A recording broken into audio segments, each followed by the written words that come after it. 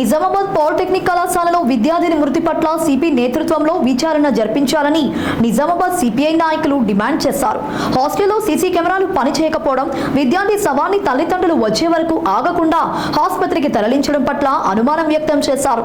ఘటనపై ఉన్నత విద్యాశాఖ అధికారుల నేతృత్వంలో సమగ్ర విచారణ జరిపి బాధ్యులను కఠినంగా శిక్షించాలని డిమాండ్ చేశారు.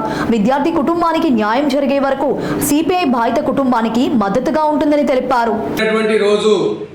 అక్కడ సీసీ కెమెరాలు పనిచేయకపోవడం ఒక భాగం అయితే, ఆమె చనిపోయిన వెంటనే తల్లిదండ్రులకు సమాచారము ఇచ్చినప్పటికీ వాళ్ళు వచ్చి శవాన్ని చూడకముందే శవాన్ని పోస్ట్మార్టం నిమిత్తము ఆసుపత్రికి పోలీసులు అతి ఉత్సాహంతో తీసుకెళ్ళడం అనేది అనుమానాలకు దారితీస్తూ ఉంది. కాబట్టి ఇప్పటికైనా జిల్లా పోలీస్ కమిషనర్ గారితో, సిపి గారితో సమగ్రమైనటువంటి విచారణ చేపట్టాలని చెప్పేసి చేపట్టి వారి కుటుంబానికి న్యాయం చేయాలని చెప్పేసి సిపిఐ పార్టీగా కోరుతా ఉన్నాం.